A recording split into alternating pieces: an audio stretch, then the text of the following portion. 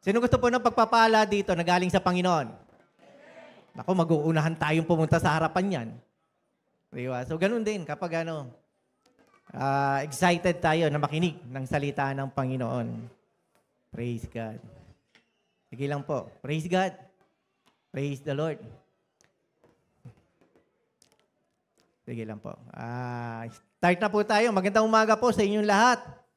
Bagamat napaka maulan na panahon kahapon, praise God, binigyan tayo kahit papano ng maaliwalas at nakarating tayo dito ng hindi basa.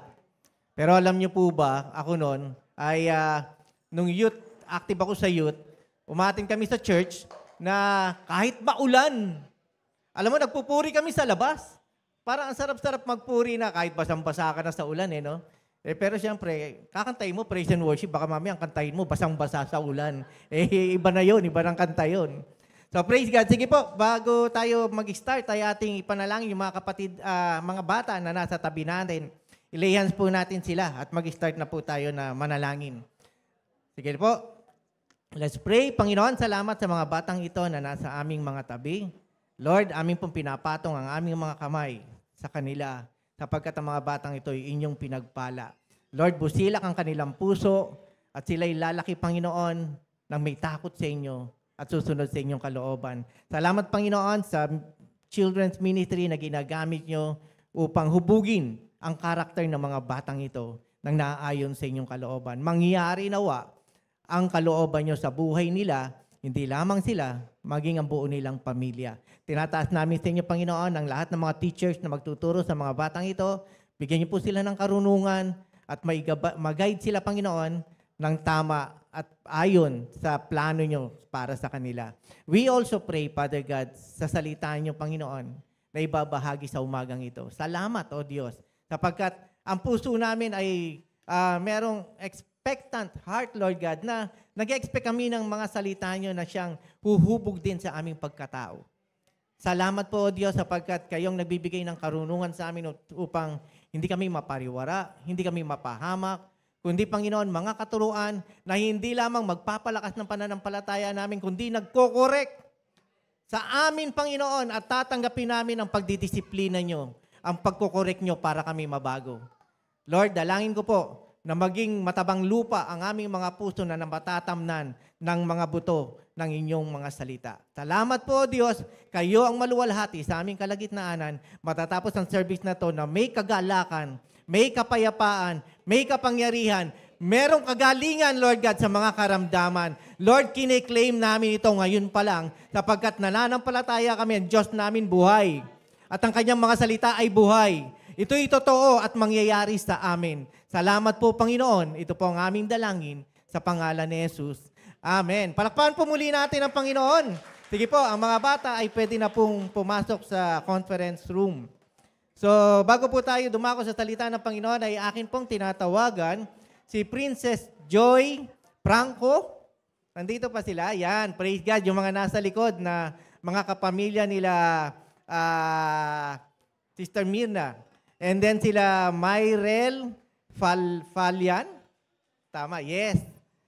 And then si Milarin Glodovisa.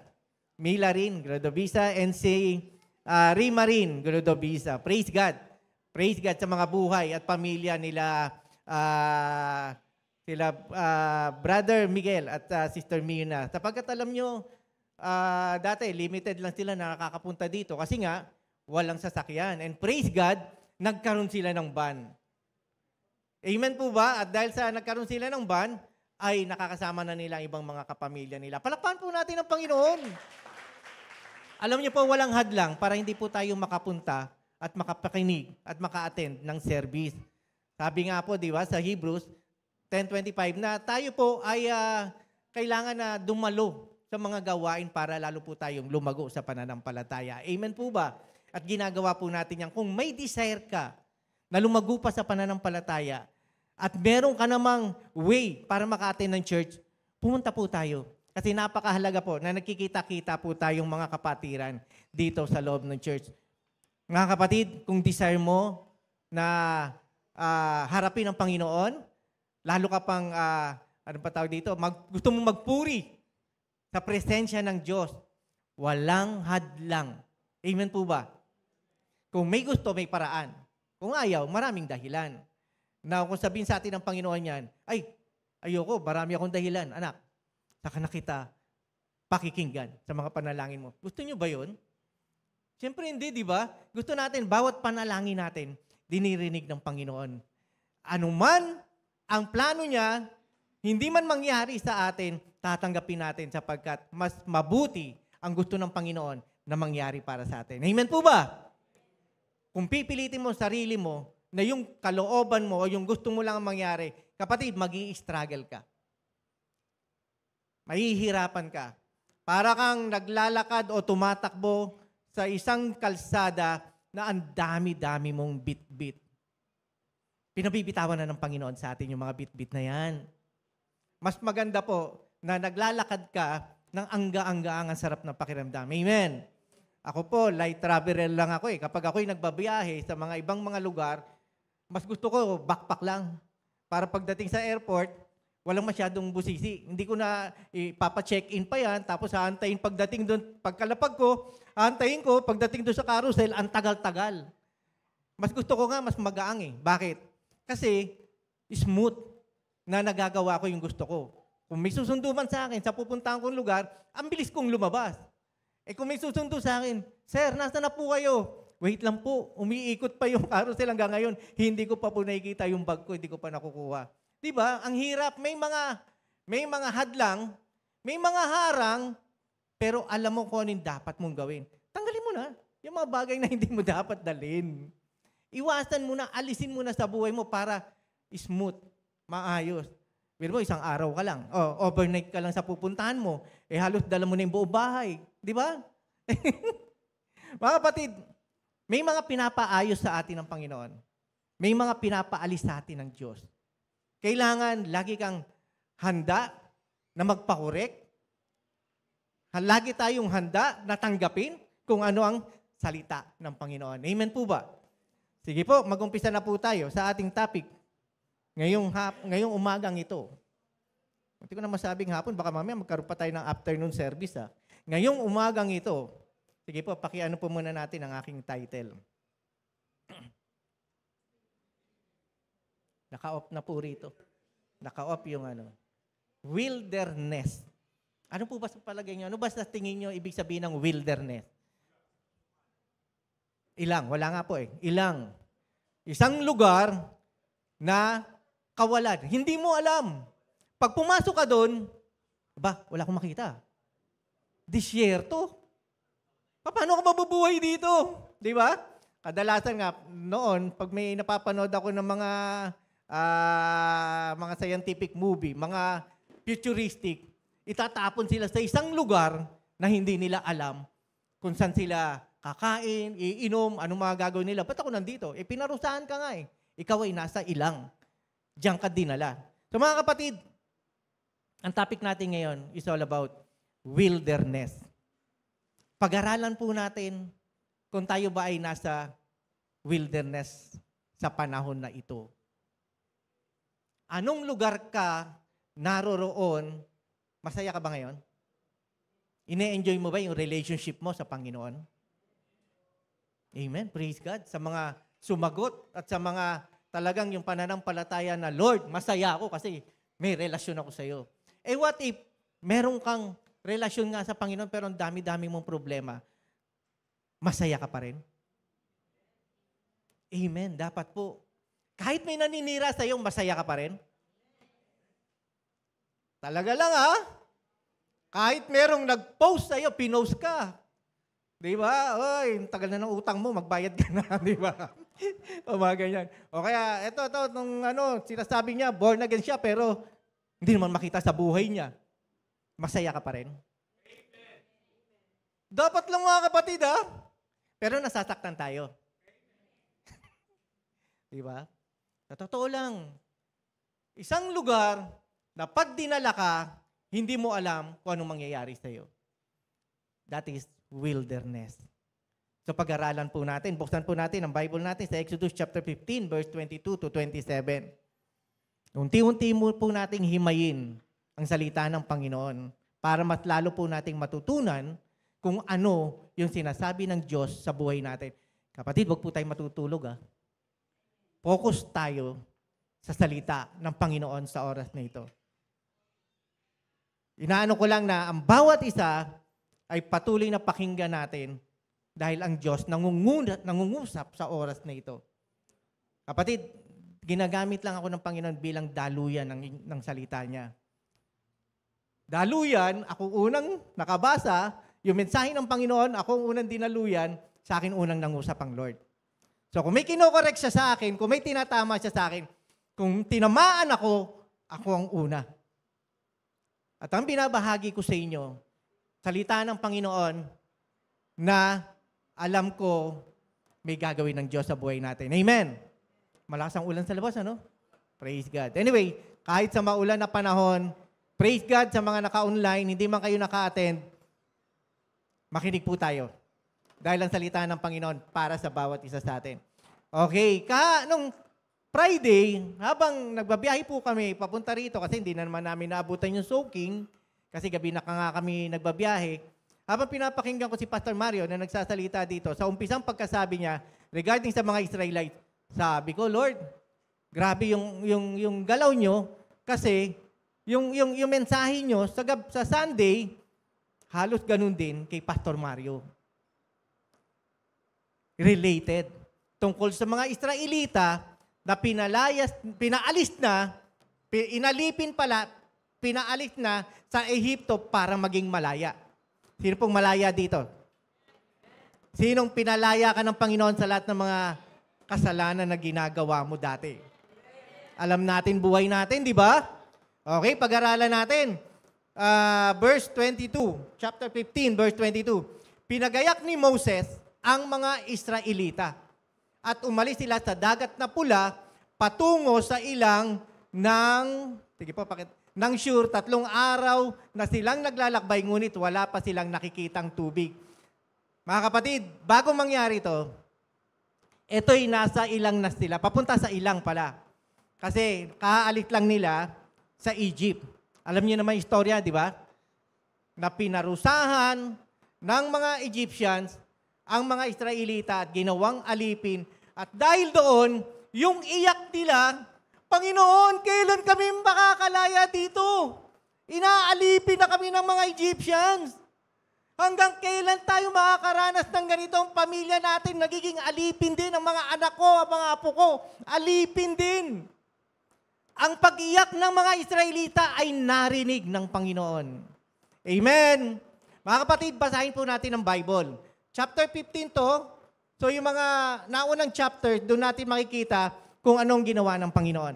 So ginamit nila si Moses at si Aaron para mapalaya yung mga Israelita. Pero bago mangyari yun, kinausap na ng Diyos sila Moses na hindi sila paaalisin agad sa lugar sa Ehipto, patitigasin ko ang puso ng Paraon. Bakit? Para makita ng mga tao ang aking kapangyarihan at ang kaluwalhatian ko. Amen po ba? Sino pa mga nagbabasa ng salita ng Panginoon dito? Parang pag nagtuturo ka sa isang subject, pag medyo ang pinag-aaralan na medyo higher na lesson, kapag hindi ka nag-aaral, hindi mo maintindihan. Ano ba naman to si Professor? Grabe naman, masyado namang matindi yung mga tinuturo. Pero mga kapatid, kung tayo nagbabasa ng salita ng Panginoon, alam natin. And kung hindi ka nagbabasa ng salita ng Panginoon, siguro naman nakapanood tayo ng pelikula. Prince of Egypt o yung mga kwento patungkol kay Moses. So mga kapatid, ang daming mga plagues ang pinaranas ng Panginoon sa Egypt. Nandiyan yung napakaraming frog, nandiyan yung tubig naging dugo, nandiyan yung balang, nandiyan yung mga lightning, thunder, di ba yung nagkaroon ng hailstorm at marami pang mga ibang mga plagues. At ang kahuli-hulihan nga ay yung namatay yung mga panganay sa Egypt. Now, kung makikita po natin dito, nagkaroon ng distinction. Ano ibig sabihin ng distinction? Nagkaroon ng pagkakaiba. Ang Israelites at ang mga Egyptians. Sa Israelite, may liwanag. Sa Egypt, madilim. Sa Israelites, nangamatay na sa Israelite, buhay na buhay yung mga hayop, yung mga halaman. Sa Egypt, nangamatay. Hanggang sa kahuli-hulihan, namatay yung mga panganay, hindi lamang panganay ng mga anak ng mga Egyptians, maging mga hayop. Grabe, no? Kung yung hayop mo, may panganay na anak, namatay. At grabe yung iyak nung panahon na yon na hindi pa naranasan sa buong mundo. Nag-iyakan lahat. Di ko alam kung paano umiyak yung mga hayop. Wala na pa. Wala nang anak ko. Di ba? Di ba? Hindi ko alam paano sila umiyak kasi pati yung kanilang mga hayop na anak na panganay ay nangamatay. Basahin niyo po yan sa Bible. And then, nung mangyari po yun, sabi pa ng Panginoon, ipaplunder nyo ang Egyptians. Kukuha kayo ng mga ginto, ng mga perlas, lahat ng mga alas nila, kukunin nyo, aalis kayo ng may mga bit-bit. Amen. So, syempre, ikaw nga naman ang mamatayan ng anak, sasabihin mo, umalis na kayo!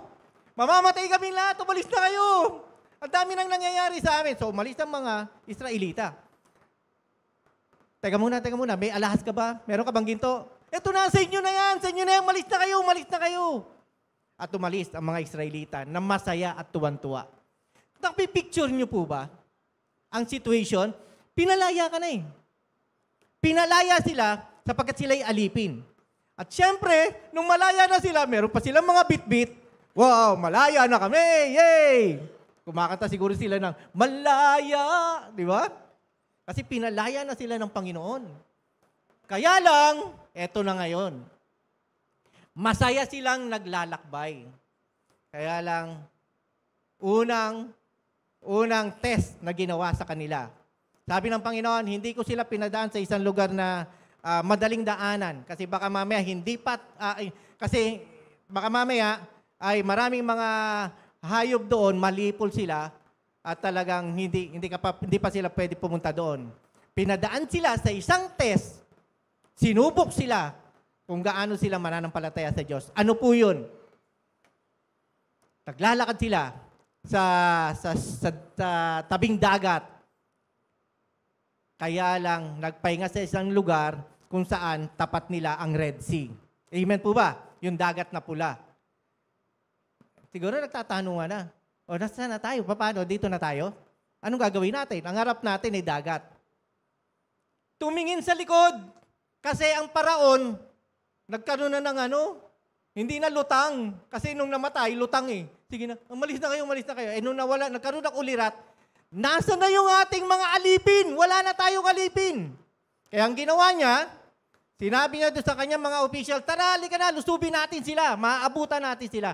So lahat ng mga matitinding officers officials ng paraon at ang kanilang mga karwahe, mga kabayo, 600 nilusob nila ang mga Israelita at maaabutan na nila. Ano nangyari? Yung mga Israelita na patingin sa likod, Moises! Nandiyan na yung mga Egyptians! Puntahan po natin Ito yung kwento. Sa verse 22 na binabasa natin, 3 araw na naglalakad sila at dumating sila sa dagat na pula. Verse 23. Excuse me. Ito pala yung sa tubig. Puntahan natin sa 14. Chapter 14. Sa chapter 14 muna tayo.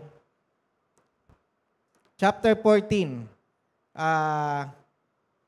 Chapter 14 na po ba ito? Sige po, pakitaas. Ayan na, nilusob na sila ng paraon. Ayan, sige. Verse 9 po muna tayo. Sabi rito, hinabol nga sila ng mga Ehipsyo, ng mga kawal ng paraon sakay ng kanilang karwahe, inabot nila ang mga Israelita sa tabing dagat malapit sa Pihahirot sa tapat ng Baal-Zepon. Mga kapatid, subukan niyong lumagay sa posisyon ng mga Israelita. Nasa likuran niyo yung mga kaaway, nasa harapan niyo yung dagat na pula, saan kayo pupunta? Alam mo yun, nakakaranas ka ng problema, sunod-sunod. Panginoon, yung anak ko may sakit. Tapos tumawag yung mama ko may sakit. Tapos yung mga kamag-anak ko may karamdaman, sunod-sunod. Sino nakakaranas ng mga problemang hindi ka patapos sa isa, dumadagdag yung pangalawa? Amen? Cornered sila eh. At sa panahon na kinorner ka na ng mga problemang pinagdaraanan mo, helpless ka na and hopeless ka na. Malamang isa tayo sa mga nagrereklamo nung panahon na yun. Puntahan natin yung sumunod na verse. Sabi rito, matinding takot ang naramdaman ng mga Israelita nang makita nilang dumarating ang Panginoon. Siyempre, di ba? Kaya sabi, kaya dumaing sila kay Moises, kay Yahweh, sinabi nila kay Moises, wala na bang mapaglilibingan sa amin sa Ehipto? Kaya mo kami dinala sa ilang para dito mamatay? Inilabas mo nga kami sa Ehipto, ngunit tingnan mo ang nangyayari. Tingnan mo ang nangyayari, mga kapatid. Meron lang po akong gustong sabihin sa inyo. Habang binabasa ko po itong chapter na to, kasi grabe ang dami revelation na binibigyan ng Panginoon. Sabi ko, grabe itong mga Israelita, oh. Umiiyak sila dun sa Panginoon eh. Amen! Umiiyak sila sa Diyos sapagkat inaalipin sila, buong pamilya hanggang sa mga anak nila nagtatrabaho. At yung iyak nila narinig ng Panginoon. Kaya gumawa ng paraan para sila makalaya. Laya na sila eh. Wala na sila dun sa Egypt. Pero ito, tingnan po natin ha. Sige po, iwan pa natin sa verse 11 nga. Pakibalik sa verse 11. Sabi rito, Moises, wala na bang mapaglilibingan sa amin sa Ehipto? Kaya mo kami dinala sa ilang para dito mamatay? Ngunit, sabi rito, inilabas mo nga kami sa Ehipto, ngunit tingnan mo ang nangyayari. Next verse, hindi ba't bago tayo umalis? Sinabi na namin sa iyo na ganito nga ang aming sasapitin. Sinabi na namin sa iyo na huwag mo kaming pakialaman at pabayaan mo na lang kaming manatiling alipin ng mga Ehipto. Kapatid, alam mo, napaiyak ako nung nabasa ko to eh. Kasi ako, marami ang nakakilala sa akin na pagdating sa pinansyal, lubog na lubog ako sa utang. Napakasimple lang po ng mga sinasabi ko po sa inyo, portion lang. Pero yung pinagdaanan ko po, grabe yung iniyak ko sa Panginoon. Kung paano ako makakalaya. Na more than 300,000 ang utang ko sa GSIS, sa Land Bank, sa mga ibang mga bangko, sa mga office mates ko na nagpapautang sa amin, hindi ko alam kung paano ako makakaraos. Mawawala na at maririmata na ang bahay namin. Dalawa ang tumatawag, ang pag-ibig, maririmata na yung bahay namin kasi ilang months na hindi ako nakakapagbayad. Sumasabay pa ang credit card, na kapag hindi ka nagbayad, kukunin na namin yung bahay mo, lahat ng mga gamit mo dyan. Lahat sabay-sabay. Wala na akong may panggasto sa pamilya ko. Talagang simot. Mga kapatid, blessed. Kung sasabihin ko na yung meron kami mga kasama sa Bible study sa Kuldisak, squatter area yung lugar. Hirap na hirap din ang mga pamilya nila. Pag nagsasabi sila, ang sweldo po namin, pastor, ang neto ko, pag 15-30, nasa 6,000, 7,000 lang po, hindi kasya sa pamilya. Naiiyak ako eh. Gusto ko sabihin sa kanila, bless ka kapatid. Kasi ako, ang neto ko, pag nagsusweldo ako, 2,000 plus. Pero ang binabayaran ko kada sweldo, 20,000. O more than 10 ang binabayaran ko. Kaya ako nagre-renew. Kapatid, nung binabasa ko to, sabi ko sarili ko, David, gusto mo bang bumalik sa dati? Na nagtatago ka? Ayaw mong humarap sa mga pinagkakautangan mo? Gusto mo ba na pinahihirapan ka ng credit card? Na mareremata na yung bahay mo? Kukunin yung mga ari-arian mo? Gusto mo bang bumalik ka sa mga pagkakautang na hindi mo na mabayaran? Sabi ko, hindi ko na babalikan yun. Ayoko nang balikan. Sabi ko, nagka-credit card ako. Nung natapos kong magbayad ng credit card, kinausap ko yung mga credit card, sabi ko, 500 lang ang kaya kong bayaran kada month. Pumayag sila hanggang sa matapos ko. 2-3 credit cards natapos kong bayaran. Hindi na ako uulit na mag-credit card. Pero si Noemi may credit card. Pero marunong siya magbayad. Marunong siya mag-handle. Paano ako nakalaya? Sumunod ako sa kalooban ng Panginoon. May ginawa siyang way. Paano? O siyempre, nung kinakausap na ako ng Panginoon, pati si Noemi, nagtatights ka ba? Oo naman, nagtatides ako pero kulang. So hindi mo sinusunod ang kalooban ng Lord. Nagtitiwala ka ba sa Kanya? Oo naman, nagtitiwala ako sa Panginoon. Bakit hindi mo binibigay ang buo? Kasi nga wala nga akong pambayad. Akin na, bigay mo sa akin yung tithes mo, pag nagsweldo ka, ako nang bahala. Paano yung pinagkakautangan ko? Ito matitira kapag binigay ko yung tithes. Si Lord na ang bahala. So siya na, si Noemi ang bahala kapag binigay ko yung tithes, kasi nga baka magalaw ko, paano yung provision? Si Lord na ang bahala. O di nanginginig ako. Mga kapatid, hindi ka agad nag-provide ng Panginoon. Tinest ako sa ilang o sa wilderness. Ito na ngayon, magsusweldo na kami. Lord, nabigay ko na yung tithes, ito yung natira sa akin, paano ako magbabayad? Paano ko haharapin yung mga taong minumura yung mga umutang sa kanila pag hindi nagbayad? Lord, ayoko pong maranasan. Namumurahin ako. Pagsasalitaan ako ng hindi maganda. So nananalangin ako, Panginoon, mangusap po kayo sa mga pinagkakautangan ko. So sa tuwing ako'y nagbabayad, pasensya na, ito lang ang kaya kong bayaran. Ang laki pa ng kulang. Sige David next time, pag nagsweldo, saka mo na lang bayaran. Sige po, yes Lord. Isang 15 days na naman bago ako magbayad uli. Diba? Kasi tapos na yung kinsenas 15 days na naman bago ako magbayad. Sumagot ang Panginoon. Nanhini po niya yung mga taong pinagkakautangan ko. Kapatid, eto na ngayon. Binigay ko, inuna kong Panginoon, bahala si Lord sa akin. Di ba? Yun nga sabi ni Noemi sa akin. After that, eto na yung blessing. Sumunod ka muna. Dadaan ka sa pagsubok. Kung talaga bang nagtitiwala ka, binigay mo nga. Anong gagawin mo? Uutang ka uli? Para pambayad? Anong gagawin mo? Babawasan mo yon, gagamitin mo? Magtiwala ka sa Panginoon. Gagalaw siya, kikilos siya, may gagawin ng Panginoon. Amen! May gagawin ng Panginoon. At nangyari, sunod-sunod, na merong natatanggap na benefits ang opisina namin. Kada tanggap, Lord, babayad ko sa utang ko to. Hanggang sa nakaraos ako sa pagkakautang ko. Lord, babalik ba ako sa naranasan kong yun? Hindi na ako babalik. Ayoko nang maranasan pa. Kaya nga pag si Noemi lumalapit sa akin ngayon, sabi niya, malaki bayarin natin sa katapusan. Iti pag-pray natin, lakas na ng loob ko, pag-pray na natin. Kasi ko mag-iisip, ako mag-ano, Lord, ito na naman, ang laki ng babayaran. Hindi. Siya may hawak ng budget binigay ko na sa kanya Pagka ako nagsusweldo, binigay ko na sa kanya. Sige, pag-pray natin. Pag-pray na lang natin. Yun ay aking So sa tuwing nananalangin kami, grabe yung provision na ginagawa ng Panginoon. Amen po ba? Mga kapatid, meron kang nararanasan mga pagsubok. Nasa ilang ka. Huwag ka nang bumalik sa dati. Pinalaya ka na ng Diyos. At huwag mong sabihin na yung mga testing o yung mga pagsubok na pinagdaraanan mo ngayon, walang katapusan. Ang Panginoon nagpo-provide. Amen po ba? Ang Panginoon nagbibigay sa mga taong patuloy na nagtitiwala at nananangan sa Kanya. Ituloy po natin yung verse. Sabi rito, sumagot si Moises. Mamaya na po natin basahin yan. Babalikan po natin yan. Balik po tayo sa chapter 15, verse 23. Okay po. Chapter 15, verse 23. Ito po yung natin.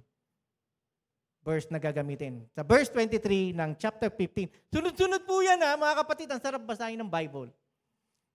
13, 14, 15. Meron pa rin silang mga temptation. Sabi rito, sa wakas, dumating sila sa batis ng Mara. Di ba wala nga, sabi sa verse 23, 3 days na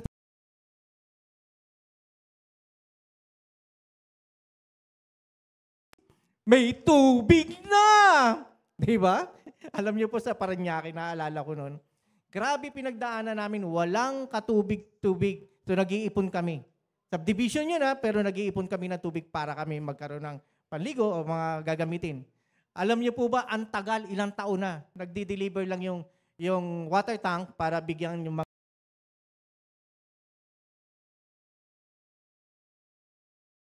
may kwento na yung isang nakatira sa subdivision, pagbukas ng shower, may lumabas. Talagang sumigaw, may tubig na! Sa tagal ng panahon. Siguro ganun din ang pakiramdam nila. May batis na, may tubig na. Anong problema?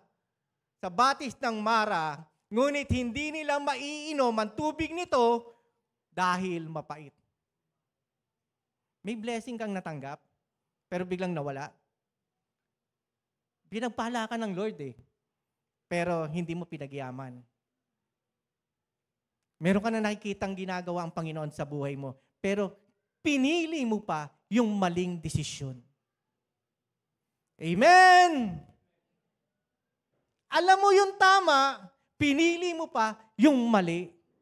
Kaya ngayon, nagkapalpak-palpak ang sumunod na pangyayari. Kasi nga mali yung desisyon na ginawa mo. Amen po ba? Pero kung tama yung ginawa natin at sinunod natin ang kalooban ng Panginoon, kahit gano'ng kahirap, mararanasan mo ang kapangyarihan ng Panginoon. Dadako po tayo. Ang pag-uusapan natin ay ang kapangyarihang ginamit ng Panginoon, hindi yung mga bagay na simple lang na naranasan mo na, wow, binless ako.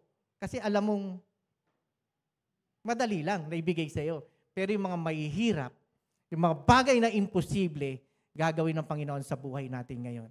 Amen po ba? Ready na po ba tayo? Ready na po ba nating makita at tanggapin ang kapangyarihan ng Panginoon sa oras na ito? Amen po ba? Sabi rito, kaya tinawag nila itong batis na mapait. Kaya pala siguro yung Mara Clara, no? Mara, no? Napakapait ng buhay, no? Kumpara kay Clara, Kaya magkatalo yung ano na yun, magkapatid na yun, So, sabi rito, next verse, nagreklamo kay Moises ang mga Israelita, ano ngayon ang iinumin namin? Dahil dito, humingi ng tulong si Moises kay Yahweh. Itinuro naman sa kanya ang isang putol na kahoy, so nakakita ng isang putol na kahoy, at inihagis sa tubig. Nawala ang pait niyon. Doon, sinubok sila ni Yahweh at binigyan ng tuntunin. Mga kapatid, walang imposible sa Panginoon. Walang imposible sa mga taong nananampalataya sa Diyos na nagbibigay ng mga bagay na imposible sa iyo, pero posible sa Kanya. Amen. Palakpakan po natin ang Panginoon. Sabi po rito, sa Exodus,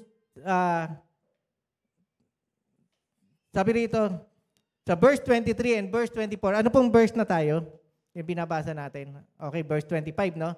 Next verse, 26. Ang sabi niya, kung ako ay buong puso niyong susundin, kung gagawin ninyo ang matuwid at susundin ang aking kautusan at mga tuntunin, hindi ko ipararanas sa inyo ang alinmang mga sakit na ipinadala ko sa Ehipto. Akong si Yahweh ang inyong manggagamot. Yung tumatanggap nito ng kanyang salita. Kung susundin daw natin ang kalooban ng Panginoon, hindi niya ipararanas sa atin ang anumang salot, anumang sakit o karamdaman na nangyari doon sa Ehipto. Isang ano lang po, di ba ilang plagues ang naranasan ng Egypt bago nila pinalaya ang mga Israelita. Alam niyo po ba na maraming Diyos-Diyosan o maraming sinasamba ang mga Ehipto na yun ang kanilang Diyos at pinaniniwalaan. At sa kada plague na ipinadala sa kanila ay nire-represent yung Diyos-Diyosan ng mga Ehipto. Halimbawa, meron silang Diyos na sinasamba na kamukha ng prag. Meron Diyos na sinasamba sila kamukha ng balang. O yung mga pinaranas ng Panginoon sa kanila na mga plague o salot. Hanggang sa kahuli-hulihan, yung panganay na sinasamba nila sa Diyos-Diyosan, yun din ang ipinaranas ng Panginoon sa mga Ehipto. So, bawat Diyos-Diyosan na sinasamba ng mga Ehipto, sinasabi ng Panginoon, winasak ko sila sapagkat hindi sila totoong Diyos. Amen!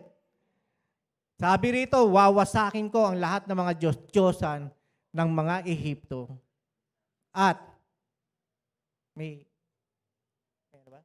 akala ko meron ano. At makikita ng ibang bansa, iba't ibang mga karatig na bansa, na iisa lamang ang Diyos na buhay. Amen! Palakpan po muli natin ang Panginoon. Sa buhay po natin, ipaparanas ng Diyos na siya lang ang Diyos at wala nang iba. Kapatid, kung meron ka pang Diyos-Diyosan sa buhay mo, hindi lamang yung mga idols, yung mga Diyos mo sa buhay mo na pinahalagaan mo more than sa Panginoon, gusto nang wasakin ng Diyos yan. Pinapalaya ka na. Kung ikaw ay masyado ng sakim, pagdating sa kayamanan, pinapalaya ka ng Diyos dyan. Ayaw niyang maging sakim ka. Sapagkat pinagpapala ka ng Panginoon. Amen po ba? Ginagamit ka ng Diyos bilang pagpapala, hindi bilang isang sakim. Sapagkat hindi tayo create ng Panginoon bilang sakim. Hindi ganyan ang karakter ng Diyos. Ang Diyos ay mapagbigay, ang Diyos ay nagpapala, ang Diyos ay nagbubuhos ng lahat ng mga pangangailangan natin. Amen po ba? So kung ano man yung mga bagay na kinahuhumalingan mo, more than sa Panginoon, winawasak na ng Diyos yan sa buhay mo. Amen po ba? Ang sabi po rito, sa verse 20, next verse, pagkatapos dito, nakarating sila sa ilim, doon ay may 12 balon at 70 puno ng palma at sila'y nagkampo sa tabi ng balon, ng mga balon. Grabe yung pagpapala ng Diyos, oh. Kung susundin nyo ang kalooban ng Panginoon, ibibigay niya ang lahat ng iyong pangangailangan.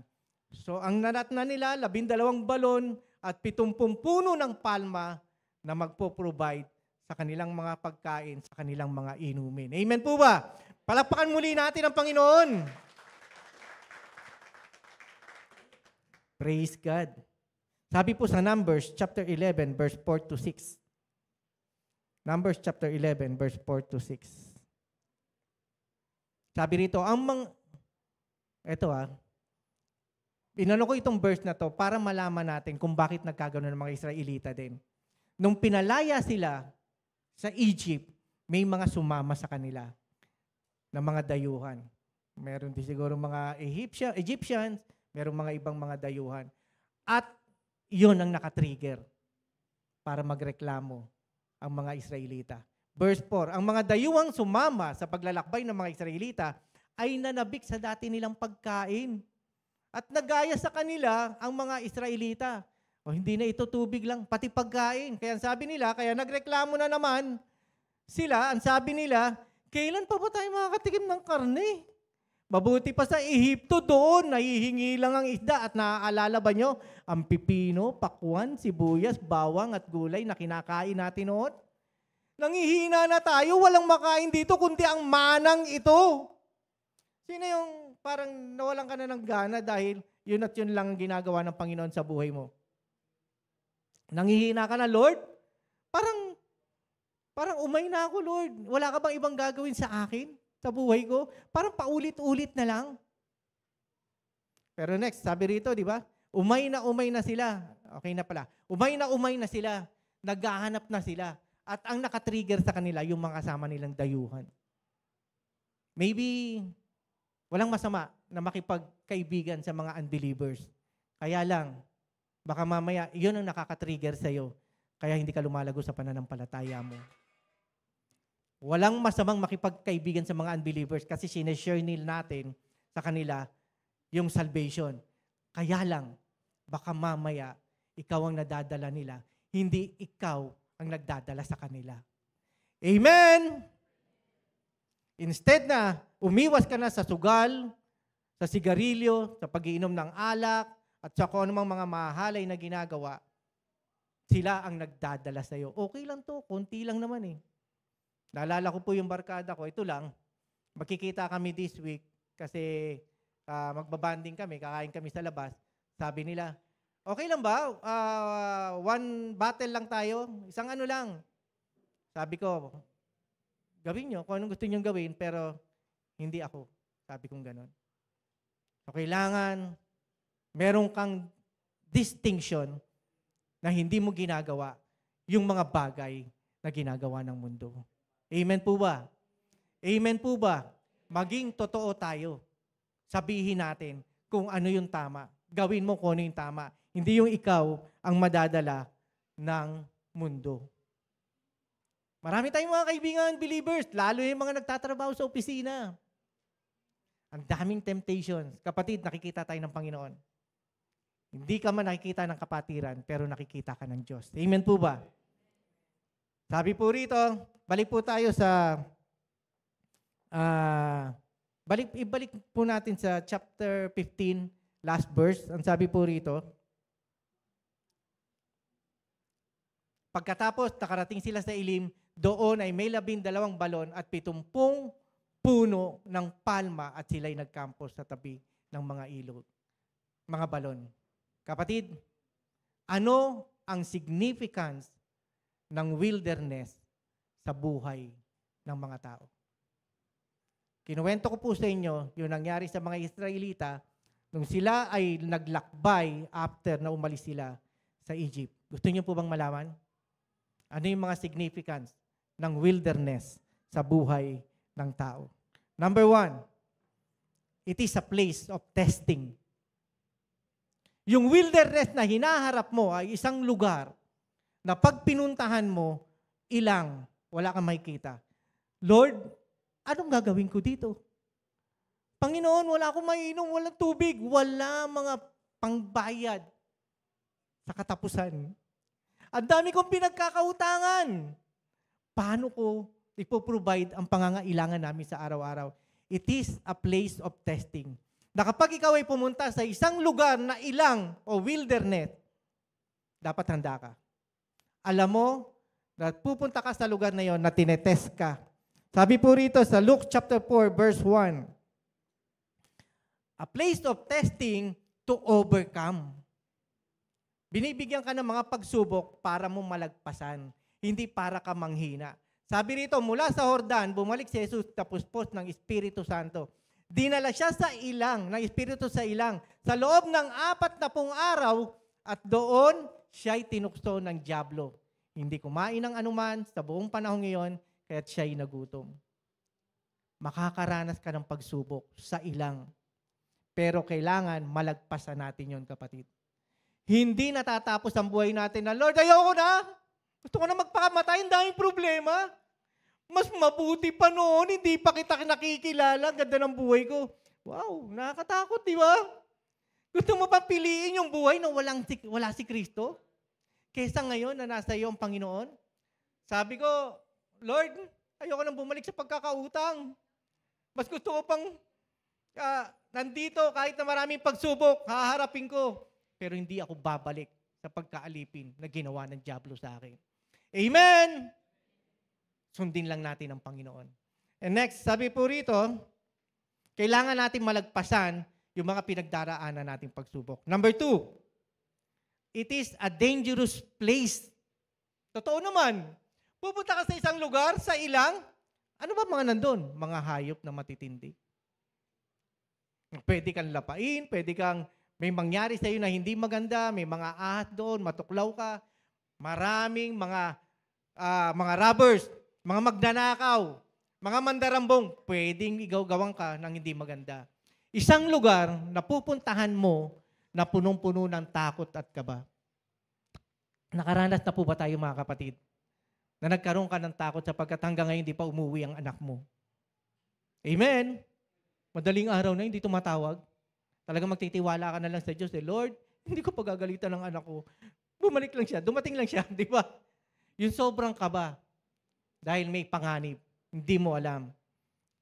1 Peter chapter 5 verse 8. Sabi po rito, maging handa kayo at magbantay. Ang dyablo, ang kaaway nyo ay parang leong umaatungal at aali-aligid na naghahanap ng masisila. Kapatid, gagawa na ang kaaway ng paraan para mapalayo ka sa relasyon mo sa Panginoon. Isang lugar na kailangan ready and prepared ka at alam mo yung galaw ng kaaway at hindi ka mapariwara. Amen! Dahil ang kaaway, handa siya at nagdo-double time para ka pabalikin sa dati mong ginagawa. Sino po nakakaranas dito na parang ayoko na umatay ng church. Ayoko na mag-pray, ayoko na magbasa ng Bible. Ganun din walang pagbabago Di ba? Gusto ng kaaway na hindi mo makita yung magandang buhay na gusto at iparana sa atin ng Panginoon. Number 3, a place of revelation. Isang lugar na pinapakita sa atin ng Panginoon kapag ikaw ay nasa wilderness. Pinapakita sa iyo yung mga revelation. Nangungusap ang Lord sa iyo. Binibigyan ka na ng karunungan, pinapaalam sa iyo ang tama, pero ang pinipili mo, mali. Isang lugar na nandun ka sa ilang, nag-iisa ka, Lord, walang tumutulong sa akin. Nasasaktan ako, na-open ako. Kay pastor. Pastor pa naman siya. Na-open ako sa mga leaders. Na-open ako sa kapwa Kristiyano ko. Okay lang pag unbeliever di ba? Pero pag believers na, born again ka pa naman, ganyan ka. Ikaw nga, born again ka, leader ka pa nga, ganyan ka rin. Di ba? Nag-away na kayo. Sakit, di ba? Pareho kayo mananampalataya Pero kayo nagtatalo. Kaya totoo sinabi sa Biblia May mga kapatiran sa church na nag-aaway-away at nagkakagatan. Kapatid, hindi yan ang gusto ng Panginoon. Na tayo mismo magkakagatan at magsasabi ng kung ano-ano sa ating kapatiran. Dahil nakikita ng Panginoon kung ano laman ng puso natin. Amen! Kaya maging aware tayo sa sitwasyon na ating nararanasan. Isang lugar na pinaranas sa iyo, kaya ka nandoon para tanggapin mo ang salita ng Panginoon, mga revelations, ano yung kalooban ng Panginoon sa buhay mo, ano yung dapat mong gawin. Hindi yung, Lord, ayoko na pupunta sa ilang, ako lang mag-isa. Baka yan yung isang lugar, nakakausapin ka ng Panginoon at i-reveal sa iyo yung mga bagay na gusto mong mangyari sa buhay mo. Next, number 4, a place of humbling, pagpapakumbaba. Ma-pride ka masyado, kapatid. Kaya ka nilalagay sa isang lugar para, minsan parang alam mo yon, napapahiya ka. Napapahiya ako, hindi ko kaya. Hindi ko kaya magpakumbaba. Yan pala yung lugar na wilderness na hina-humble down ka ng Panginoon. Ibinabagsak yung iyong, kung ano yung meron ka, kung ano yung kayabangan mo, kung ano yung karunungan mo, binabagsak ng Panginoon para makita mo ng Diyos na mag-aangat sa iyo. Amen. A place of humble down. Nasa iyo na lahat. Matalino ka, mayaman ka, gwapo ka, maganda ka. And yet, pag ikaw ay nasa ilang at dinala ng Panginoon doon, mararanasan mong magpakumbaba. Amen! Mararanasan mong magpakumbaba. Lord, bakit ako nakaranas ng ganitong problema? Ayoko nito, Panginoon. Susubukan mong sumunod sa kalooban ng Panginoon at ipararanas sa iyo ng Diyos na ang pagpapakumbaba, doon mo makikita ang kapangyarihan ng Panginoon. Amen! Palakpakan po natin ang Panginoon. Sabi po rito sa Deuteronomy chapter 9 verse 7, Deuteronomy 9 verse 7, huwag niyong kalilimutan kung bakit nagalit sa inyo si Yahweh nang kayo'y nasa ilang. Mula nang umalis kayo sa Ehipto hanggang ngayon, wala na kayong ginawa kundi magreklamo. Bakit nagre-reklamo yung mga Israelita? Kasi ayaw nga nila na, Lord, walang pagkain. Lord, eto lang, mana lang, paulit-ulit. Gusto namin, sa natin namin ginagawa. Sipin mo, mas gusto mo pa yung wala ang Panginoon? Wala yung presensya ng Panginoon sa iyo? Sa lahat ng ayaw ng Panginoon ay ang pagrereklamo. Sino po ang hindi reklamador dito? O sino po reklamador dito? Ako po, aminado ako, nakataas din ako ng kamay. Kasi na-experience ko talagang magreklamo din talaga sa mga nangyayari sa akin. Pero, kapatid, pinapakita sa atin ng Panginoon na sa panahon na ikaw ay nagre-reklamo, nalulungkot ang Panginoon. Amen. Kaya nga, ang daming pinatay. Actually, yung mga umalis sa Egypt, walang nakapasok sa kanila sa promised land. Lahat sila namatay bago sila makapasok. Except si Joshua and Caleb. So yung mga anak-anak na nakarating sa promised land. Kasi puro sila nagreklamo. Ano ba yung effect ng pagrereklamo? Yung murmuring. Kapag ikaw yung nagrereklamo sa Diyos. Number 1, lack of spiritual growth. Hindi ka lumalago sa pananampalataya mo. Reklamo ka na lang ng reklamo. Pag may dinadaanan ka problema, Lord, bakit? Pag may nararanasan ka karamdaman, Lord, kailan ako gagaling? Ang tagal na nito. Number 2, negative thinking. Wala ka nang ginawa kundi mag-isip ng mga negative. Amen? Naikwento ko na po ito sa inyo. May 2 bata. 2 magkapatid. Sabi ng tatay, pupunta tayo sa swimming. Magsiswimming po tayo. Magsiswimming tayo, sabi ng tatay. Dito tuwan yung 2 bata. Kaya lang, tingnan nyo yung gas natin kung kasya pa. Yung panganay, tumakbo dun sa sasakyan. Sabi ng panganay, bumalik, malungkot. Nakita niya yung gauge nung gas. Sabi ng tatay, ba't malungkot ka? Makapunta ba tayo sa swimming natin? Hindi po tayo makakapunta. Bakit? Kasi nakita ko, yung gas natin, yung gauge niya, half empty. Nasa gitna Kalahati, kulang na. Pero yung bata, na nakita yung gas, same gas gauge na nakita, sabing ganon, Daddy, tara na, magbihis na tayo, alis na tayo. Ba't ang saya mo? Bakit? Kasi nakita ko yung gas natin, half full. Puno ng kalahati. 2 pananaw. Amen? 2 pananaw ng mga bata. Yung isa nalulungkot kasi hindi niya magagawa. Hindi tayo makakaalis kasi kalahati kulang. Yung isa, tuwang-tuwa kasi kalahati puno. Pareho lang sila nang nakita Pero yung pananaw ng bata, magagawa natin, Daddy. Makakarating tayo sa lugar na pupuntahan natin. Kung ikaw ay nega, lagi na lang nag-iisip na hindi ko kaya, ay, may sakit na naman ako. Pastor, pakipray ako. Ba't ano ba sakit mo? High blood po, Pastor. Ba't ano ba kinain mo? Lechon po. Ay talaga magkakasakit ka. High blood din ka talaga, di ba? Sa lahat ng mga ginagawa natin, kapag meron kang ginawa, siyempre may kasamang consequence. Pero ano ba ang pananampalataya mo ngayong tanggap mo na si Kristo? Ngayong nasa puso mo na si Kristo? Amen? Mga kapatid, meron lang akong gustong sabihin sa inyo. Kahapon ay dumalaw kami kila Pastora Lisa sa nanay niya sa hospital dito sa Gordon. So hanggang ngayon, nasa hospital pa rin siya, yung nanay niya, si Nanay Ana. Nanay Ana, alam ko na nanonood kayo dito at kasama ni Vanessa May, nakatabi nyo sa bed, katabing bed, na may karamdaman din.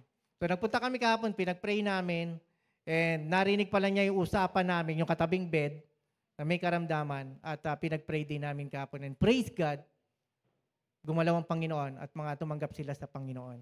Alam niyo po si Nanay Ana, 21 days na nasa hospital. 3 weeks, bali 22 na pala ngayon. Tapos yung katabi niya, ang sakit ay yung variant virus na uso ngayon pero rare. Walang, bigla na lang. Meron lang siyang inasikaso 1 araw, tapos napagod siya, pag-uwi niya ng bahay, namamanhid na yung katawan niya. Isang virus na dumapo sa kanya, hindi naman daw nakakahawa, pero nagkaroon siya. Para bang, ay ganun ba? Meron kang virus, parang ganun, di ba? Pero hindi Praise God. Sa pananampalataya nyo, doon gagalaw ang Panginoon. Right now, hindi lamang kayo. Meron tayong mga kapatiran na nasa hospital o may mga karamdaman na nararanasan, ang Panginoon na magpapagaling. Maniwala ka man ng palataya ka, dinadalaw ka ng Panginoon sa oras na ito. At kung meron man sa atin dito na nakakaranas, na nasa wilderness ka sapagkat meron kang karamdaman hanggang ngayon, magtiwala ka sa Panginoon. I speak healing in the mighty name of Jesus sa may mga karamdaman sa oras na ito. I speak life sa mga naghihingalo na buhay, hindi lamang sa pisikal, maging sa spiritual. I speak victory right now na mararanasan ng mga kapatiran na nakakaranas ng wilderness sa buhay na ito. Kasama mo ang Panginoon. Hindi ka niya pababayaan. Hindi ka niya iiwan. I speak victory in the mighty name of Jesus. Hindi po sa atin, dahil sa Panginoon. Tanggapin po natin. Palakpan po natin ang Diyos. Praise God. Alam niyo po, habang nasa hospital kami kahapon, ang daming may mga sakit. Sabi ko, Lord, grabe, harvest time talaga eh. Yung parang gusto mong isa-isahin yung may mga karamdaman para ipanalangin.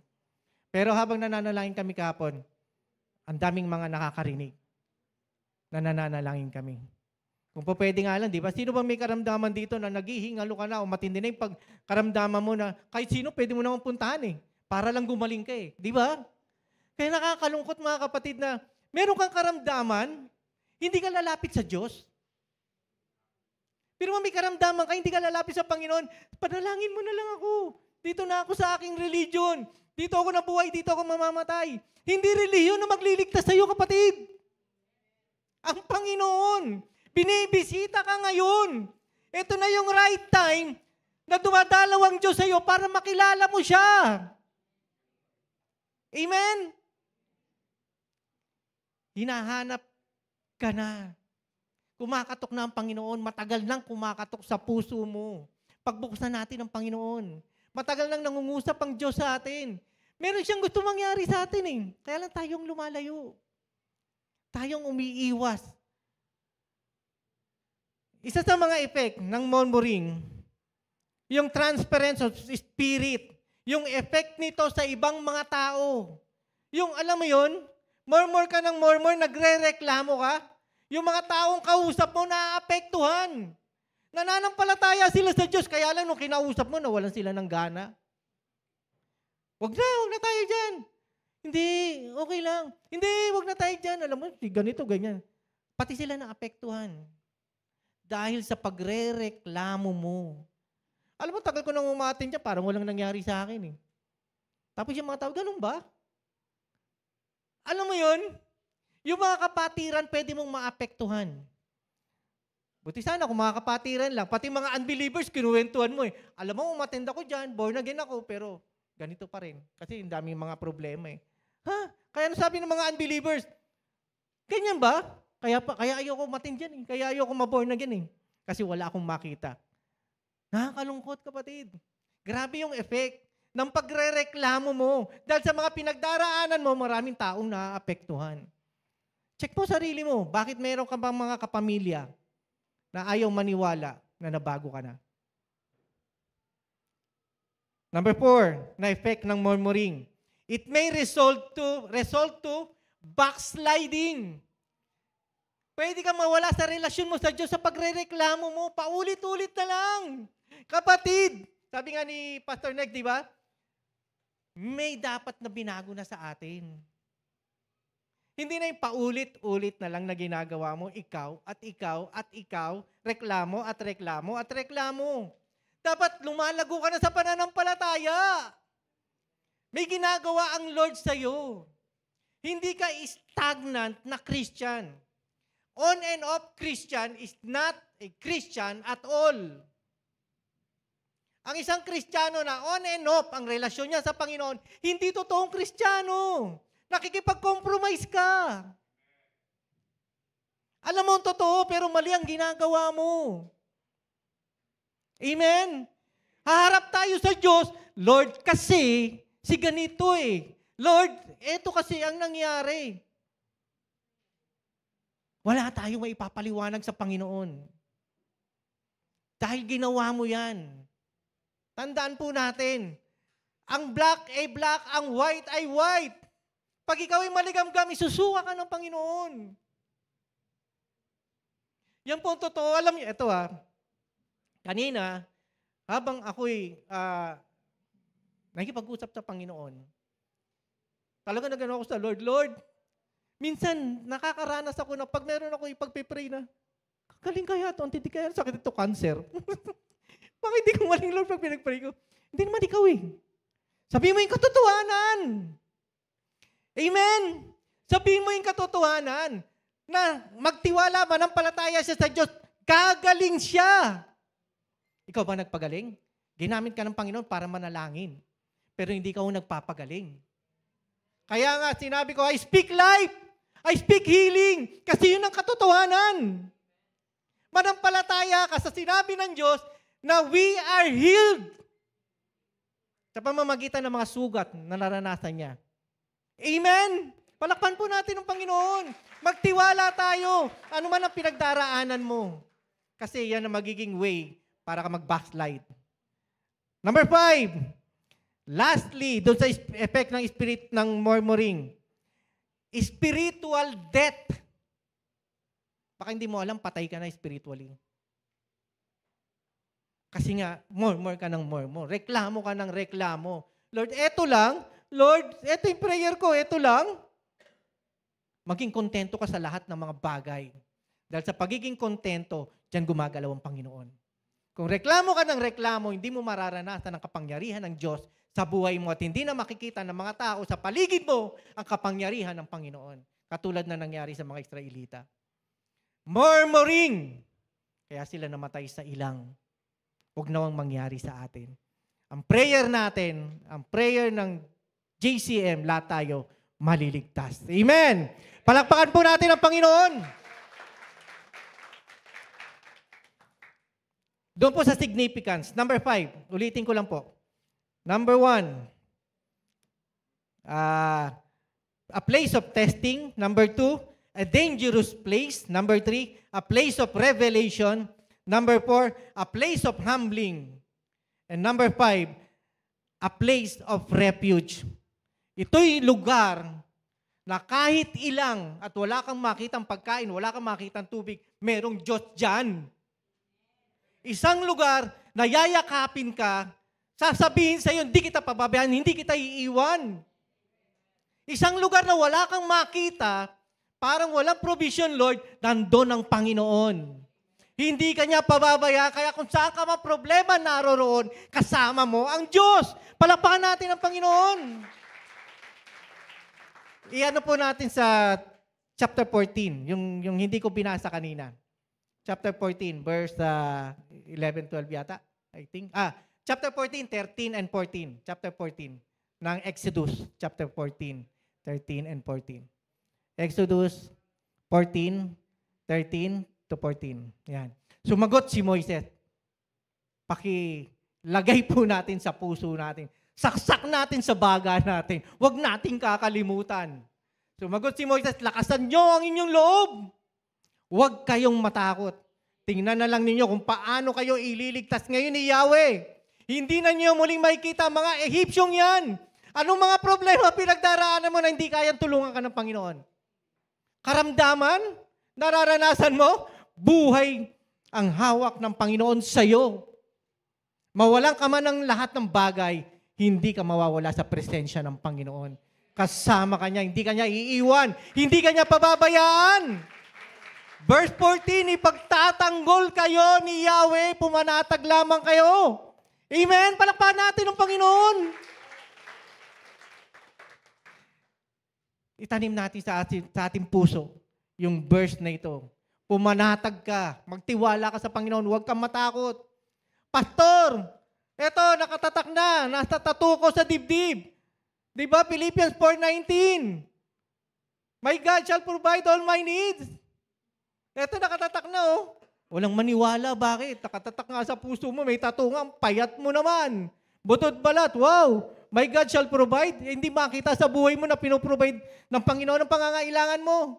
Hindi yan sa tattoo, hindi yan sa tatak na kung ano-ano, sa puso nilalagay ng Panginoon para buhay. Amen. Pumipiyok na ako. Para lang maibahagi yung gusto ng Panginoon sa buhay natin. Palakpakan natin ang Panginoon. Next, ang sabi po rito, a solitary place. Number 6. Ito'y isang lugar, itong wilderness. A solitary place for prayer. Alam naman natin, last week, ang topic ni Pastor Next regarding doon sa fourth watch. Mga kapatid, may nagtanong sa akin. Sabi niya, Pastor, bakit? Hindi naman ako nagising ng 3 to 6 a.m. Wala bang sinasabi ang Lord sa akin? Kapatid, baka na naman maano natin ha. Ang 3 to 6 a.m. ay napakagandang oras para kausapin natin ang Panginoon. Kaya nga si Jesus Christ laging umaalis pupunta sa ilang na lugar para manalangin sa Panginoon. Now, may mga times, katulad na sinasabi ni Pastor na kinakausap tayo ng Lord. Nagigising ka dahil may pinapagawa ang Panginoon. Meron ipapanalangin, may i-reveal sa'yo. Pero yung fourth watch na yan ay isang lugar o isang oras na maganda para kausapin natin ang Panginoon. Bakit? Unahin mo ang Panginoon bago mo harapin ang lahat. Di ba? Yan ang message ni Pastor Nick last time. Para pag nakaharap mo na si Satanas, nakaharap mo na yung mga problema, ready and prepared ka. Hindi yung nag-aabang ka, fourth watch ngayon, Lord, ano sasabihin mo? Hindi. Lifestyle yan na nakikipag-usap tayo sa Panginoon. Amen po ba? Lifestyle na nakikipag-usap tayo sa Diyos. Ito yung lugar kung saan nananalangin tayo sa Panginoon. Number 7, a place to receive God's provisional blessings. Ito'y isang lugar na matatanggap mo yung pagpapala ng Panginoon. Wala kang marireceive. No, my God is alive. Totoo ang Panginoon ko, God will provide. Amen? Wala ka nang hawak na pera, wala kang pamasahe, God will provide. Lahat ng bagay ay posible sa Panginoon, sa mga taong nananampalataya. Amen? Ang sabi po rito, number 8, kalapit na po tayong magtapos. Last, anong place to? A place from which salvation comes. Yung kaligtasan na hinihintay natin, makikita mo sa ilang, sa wilderness. Kaya huwag kang titingin sa isang lugar na kawalan, walang provision, walang blessing, walang healing. No. Nandiyan mo makikita ang gagawin ng Panginoon sa buhay mo. Saang wilderness ka naroroon? Ano ang pananaw mo sa pinagdaraanan mo sa buhay mo ngayon? Amen? Ang sabi po rito, 1 Corinthians 10:11, at dito po tayo magtatapos na verse. 1 Corinthians chapter 10, verse 11. Sino po pinagpala ng Panginoon dito? Kaya mong sasabihin na nasa isang lugar ka na punong-puno ng problema. Praise God. Sa pamamagitan nito, lalo akong tatatag sa pananampalataya. Amen. Sabi rito, nangyari iyon sa kanila bilang babala sa iba. So yung mga nangyari pala sa Israelites, nang nasa ilang, ay babala para sa atin. At isinulat upang tayo namang nabubuhay ngayon, mga huling araw ay maturuan. So lahat na nakasulat dito sa Biblia, pag nagbasa po tayo, para sa ikatututo natin. Amen po ba? Para sa atin. Para tayo mapabuti ang relasyon natin sa Panginoon. Iiwanan ko po kayo ng katanungan. Pwede po magsitayo tayong lahat.